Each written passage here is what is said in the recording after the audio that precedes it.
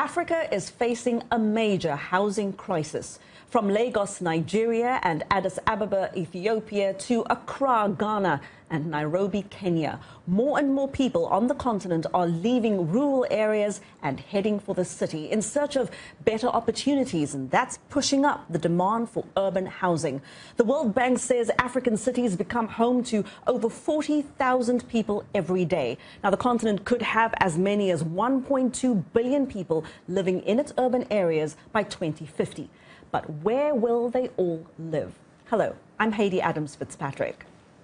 Hi, I'm Ayan Bior. And I'm Orion Itangishaka. Today we focus on the need for affordable housing on the continent. Thank you for joining us here on Our Voices. Now, affordable housing remains out of reach for many across Africa. The continent has the highest urbanization rate in the world, and that's driving the growth of Africa's slum population. We're going to take you inside the continent's largest urban slum, Kibera, on the outskirts of Kenya's capital, Nairobi. People here live in squalor under constant threat of forced evictions from slumlords. Amnesty International refers to them as Kenya's unseen majority. The government is now proposing a controversial new measure to tackle the country's affordable housing shortage. This is what the housing challenge in some of Africa's biggest cities looks like. Kenya's Kibera slum on the outskirts of Nairobi.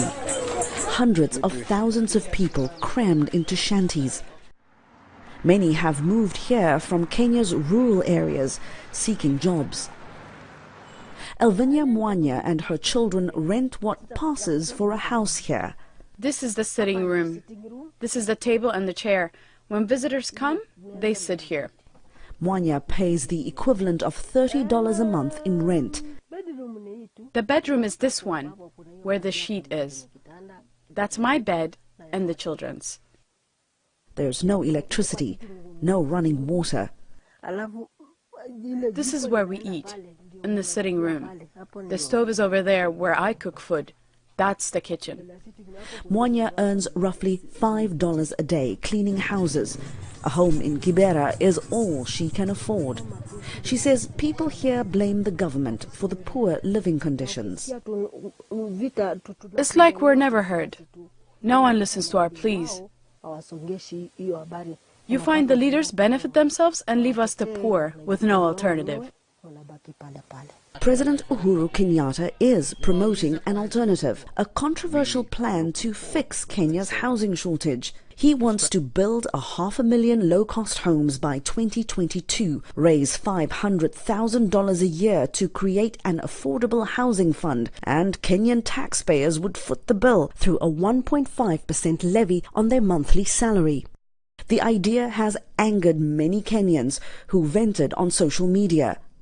Kenya's High Court temporarily stopped the housing levy as it wades through nearly a dozen legal challenges from trade unions and consumer groups. Economist XN Iraqi gives the government credit for offering a solution, but before it builds houses, he says, the government must build trust. But when you talk about levying people money, and then the headlines every day is about corruption, there's some inconsistency. If they can be sure the money will be put in the right use, nobody will be complaining. While the government's plan for affordable housing is in legal limbo, private developers are in hyperdrive. Housing projects are springing up right on Kibera's doorstep. But this developer says his homes fit the aspirations of the middle class, not those in the slums. Middle class actually cuts across people who are already in employment, maybe by the government, in private institutions, and at the end of the day, there will be a proud homeowner. The World Bank estimates Kenya needs to build 240,000 houses every year to meet the country's growing demand. But for many in Kibera, the closest they'll come is to watch the unaffordable, spacious brick houses going up down the street.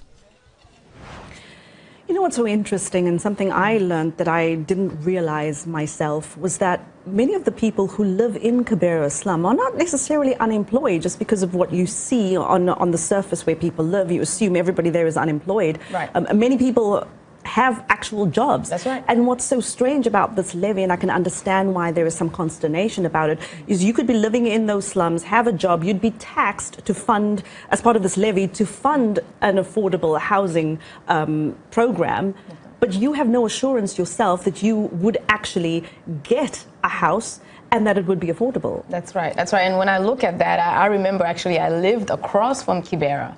I lived in a neighborhood called Nyayo Estate back in the days, about 20 years ago, with my brothers and I. And when you look at Kibera and you look right across Nyayo Estate was actually, from what I gather, built to as a solution to the Kibera slum, that people could be able to move in there. And so that's why when we talk about affordable housing, for that the government sometimes try to do, you have to really look at what does affordable mean. Because and affordable to whom? That's exactly right, because the people still have to maintain a lifestyle of living in Nyayo Estate. You have to pay the utilities and everything else that comes with living in an apartment like Nyayo Estate. Yeah. So when I used to look at them and I used to look at their lifestyle, and I used to wonder, wow, this is very, very, very... How is this a solution? Yeah. Very challenging. Well, you lived there 20 years ago. I'm sure that if you went back now, you would see that there has been a lot of investment around the area of your old neighborhood. And, Kenya's economy is growing. And so this is going to attract a lot of investors who want to, build up new houses and new homes. But these new investments are going to target, hopefully, the middle class. I worry if they will end up neglecting the lower middle class. Just last year, Amnesty International blasted the Kenyan government because they demolished homes in the Kibera slums and displaced about 30,000 people. Those are according to Amnesty International estimates. But the government wanted to put in a new road, and the only way to put in that new road was to demolish these homes and these businesses. And I think that we see that a lot where the concentration is on the middle class. And when it comes to the lower middle class, the people living in the Kibera slums, they are often neglected.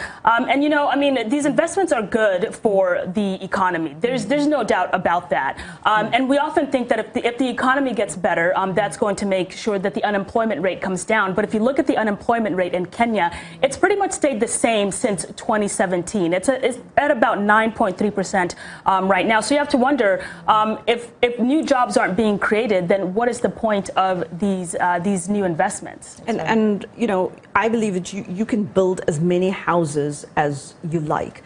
Our focus, I think, on the continent in many of these bigger cities and the countries that are really doing better is to focus on building a middle class. Because who's going to live in these homes? Who's going to be able to afford them? You need a solid middle class for that. But I think it also comes down to really giving people the kind of homes where they can feel a sense of ownership, where they can feel proud. I know all about that. In my country, in South Africa, I grew up around so much poverty, as I always keep telling you guys all the time. But, we had structures put up for people called toilet cities.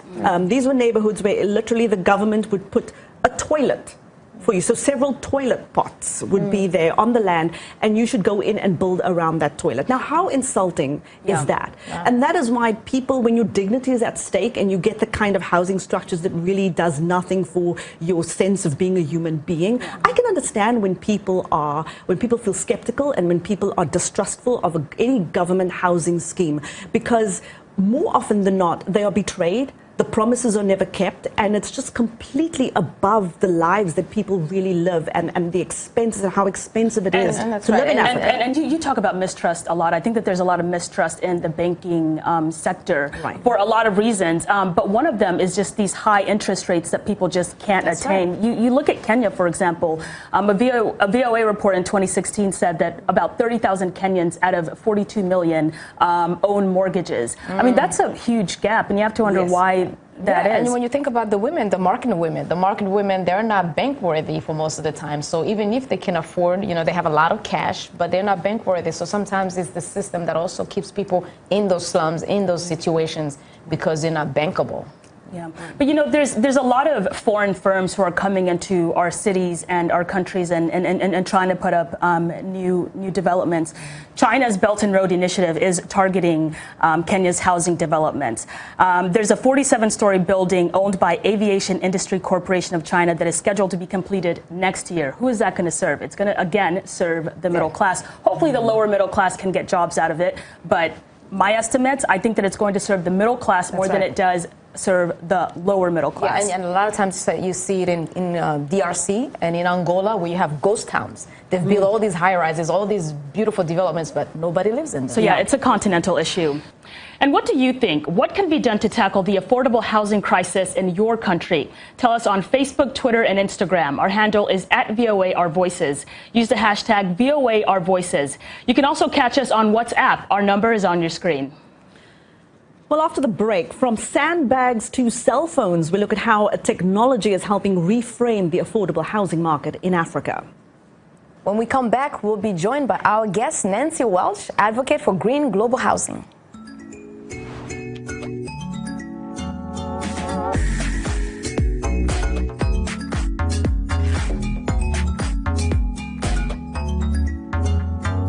Affordable housing is a problem in my country. And why I think it's a problem is because over years we have not put in strategies to deal with urbanization. So you actually find that in urban areas we've got too many people living in the urban areas, and our housing policies and how we've allocated, land to our people has not been in tandem with the amount of people that are coming to live in the urban cities. Now the country is facing kind of migration. The youth, especially in rural communities, want now to live in urban communities, and then land around the city is scarce. So then we see that the housing is pricing up, and young people cannot afford it. And sometimes we find a very small room in where we see 5 or 6 guys living together, which is not really good for hygiene and sanitation.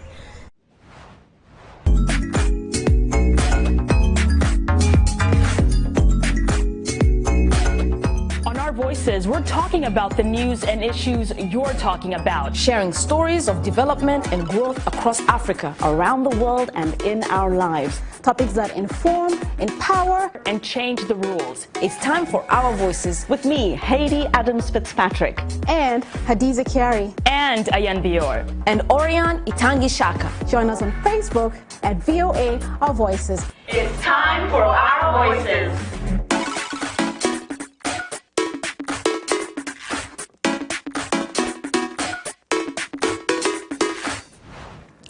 Welcome back. You're watching Our Voices. We're talking about the need for affordable housing in Africa. Between 60 and 70% of urban African households live in slums, and experts say a new approach to housing is needed. The United Nations recently asked urban planners to come up with innovative solutions to the problem. Sarah Kamani visited the UN Habitat Assembly in Nairobi, Kenya, and met 2 innovators who believe they might have some answers. Vamsi Dadam taps on a model solar-roofed house, an innovation he says will help deal with the global urban housing crisis. We have the first of its kind, a solar roof, wherein the solar components are infused with our roofing product. So it's just one single roof which generates power, and the life of the roof itself is 50 years. And the solar part of it is 25 years. So we are outlasting the life of a general solar panel, whereby a roof makes more sense for you in the long run. Gadam was one of nearly 3,000 delegates who attended the Habitat Assembly, a conference on how best to improve urban housing. He and other experts say groundbreaking innovations will be needed if people in cities are to have affordable homes. Apart from the solar roof, the walls in Gadam's model are made of improvised cement board, a substitute for wood. He says the house would cost only $6,000 to build. Across from him, Belgian professor Dr. Michel Lutz is exhibiting the Triadio house, a triangular house with hanging gardens. He says his is a smart urban technology that tackles 12 of the 17 Sustainable Development Goals, the United Nations blueprint for ending poverty and ensuring equality globally. We invented a kind of house which is in fact a food and income producing house. So the house is built on extremely durable water tanks, 18 cubic meters, who collects all the water during the rainy season and then gives enough water in order to grow the vegetables and the fruits that they need during the year. Lutz has already signed an agreement with the Ethiopian government to bring it to industrial phase with the hope of adapting the technology in the East African country. Sarah Kimani, For VOA News, Nairobi. So the question for us this week is innovation really the answer to the housing deficit on the continent? Joining us now is Nancy Welsh. She's the co-founder of iBuild Global Inc. Nancy is an advocate for affordable housing both here in the United States and in Africa and Asia. She also holds a U.S. patent for her method of building green communities wholly comprised of recycled homes. Nancy, welcome to the show. Great to have you. Thank you. So when you say you build houses, you mean that literally. I mean, you mean it. You built a house or thousands. Not so much anymore, but when I was back running the nonprofit that I received the patent for that method, yes, we were actually renovating homes, and we were taking homes that were slated for demolition and physically relocating them and building entirely new communities wholly comprised of these recycled homes. So tell us a little bit about how it went from buying that first little tractor you did to what your organization does now.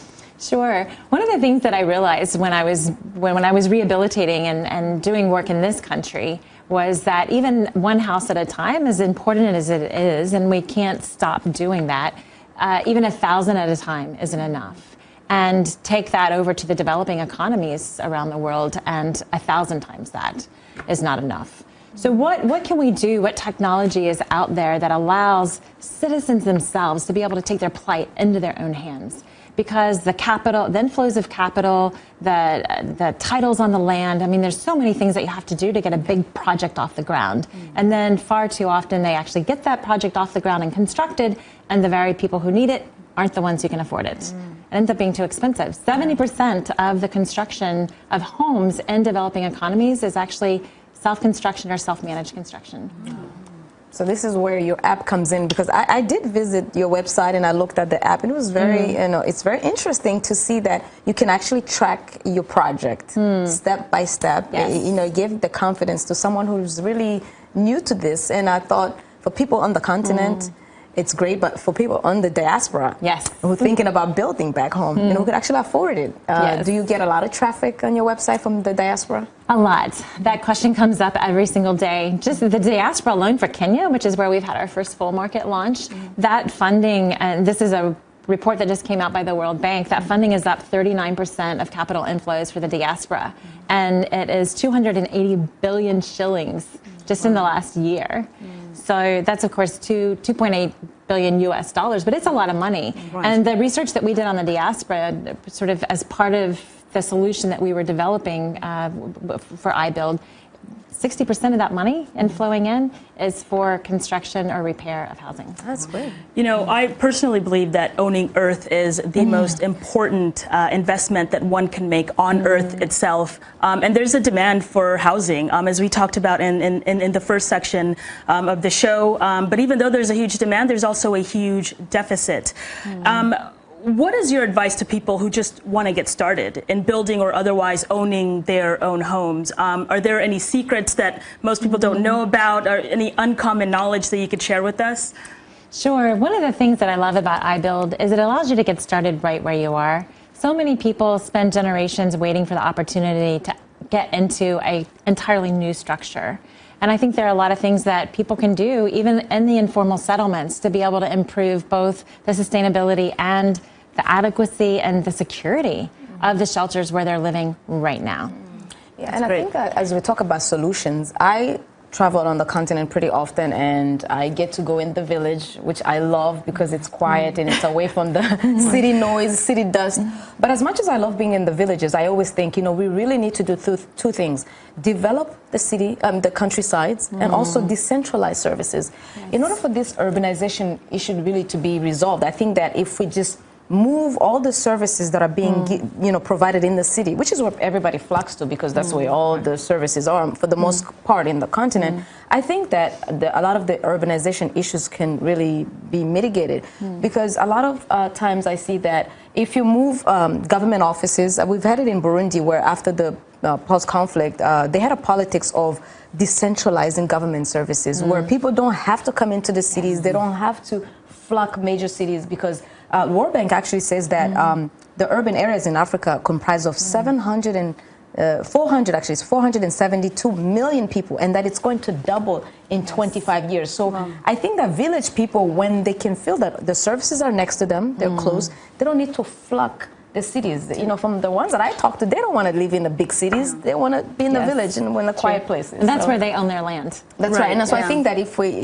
we maybe even your services, people in the villages can build also. Yes. Even people in the diaspora, they want to build in the villages so that they don't have to go into big cities. When we come back home, we don't want to live in cities. We want to be in the villages. You know, we're talking about owning land. How is sort of your business model, how is that replicable in places like South Africa, where I come from, and where we have informal settlements and people don't own land?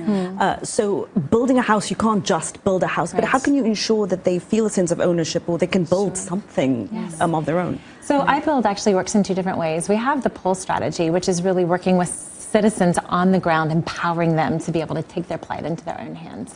But we also have the push strategy, and in South Africa, that's really what we're working on, is the push strategy. And what this does is works directly with institutional lending and government subsidies, because so many of the time they create the subsidies and the lending is there, but because of the lack of transparency, there's a lot of graft, there's a lot of diversion of funds, and the houses never get built, or the subsidies never get to the constituents. And people just don't know, they don't have the information. Exactly. So with iBuild, the money's dispersed through the app, and we have the end-to-end value chain, so you can have the traceability of every transaction, so we ensure the housing gets built. But what about, I love market women, and I always advocate for them. So what about the market women who are not in the formal economy? Their money is nowhere to be found, but they want to maybe be able to get a loan to add on what they have to build a home. Do you help them maybe be bankable?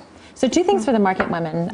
First of all, we don't do things directly in the marketplace for those market women. However, those market women can have equal status on the app to be able to locate contractors, locate the workers, or the fundis, as they call them in Kenya. And that enables them to be able to have the transparency that everybody else has. Because so oftentimes, and it's the same here in the U.S., it's the people who have the least that tend to get ripped off the most. So because the transparency, construction is a cash-based economy. And this is why iBuild is so important, not only to the government, but also to the people, because the people want the government to spend the money wisely.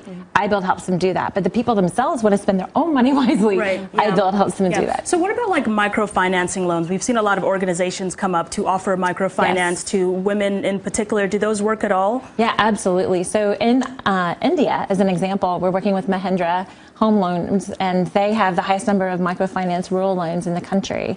And they are going to be dispersing through the app, and then having the people who are getting those loans, qualifying for those loans in the iBuild app, to be able to institute their construction projects and be able to manage those projects, and the contractors and the workers, and even buy materials. So then, the micro lender has transparency into how that money is being used.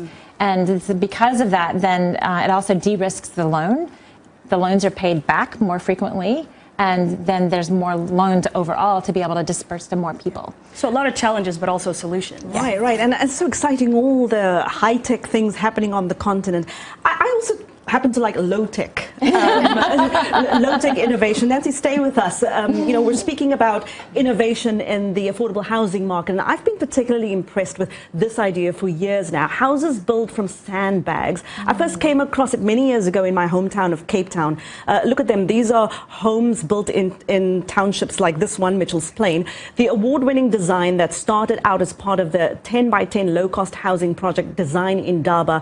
Design Indaba invited 10 local and 10 international architects to produce designs for low-cost housing within the government housing subsidy budget of about $4,500. Now, this project was led by design principal Luyanda Mpawa, and he and his team set out to create an affordable and dignified housing solution. And that is truly striking, Haiti. Well, we have other female innovators in the housing sectors whose ideas can be replicated across the continent. We'll show you what they are doing after the break when we feature our Women to Watch. We'll be right back. Like Voice of America on Facebook. Follow V.O.A. on Twitter.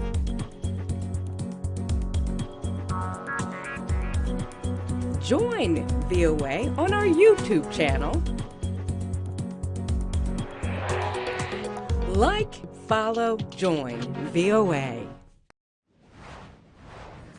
Today we highlight extraordinary women who are helping their communities build their way out of poverty and lay a foundation for a better future. This is our special segment called Women to Watch.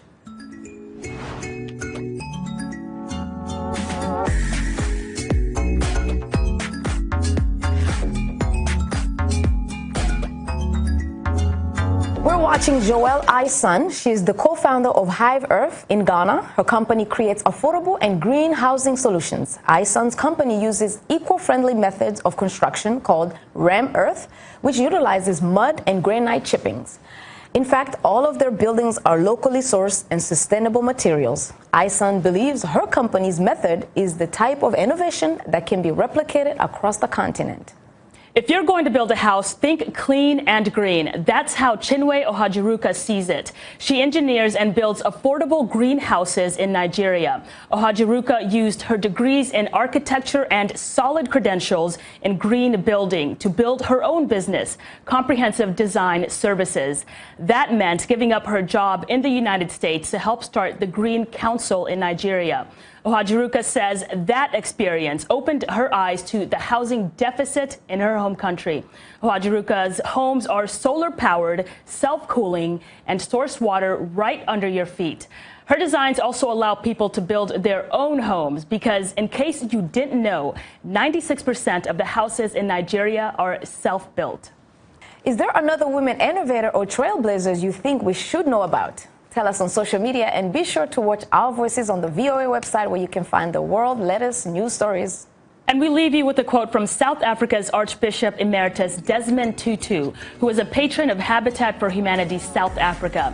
He used his voice to say, "A home gives a family a solid base from where they can improve their livelihood.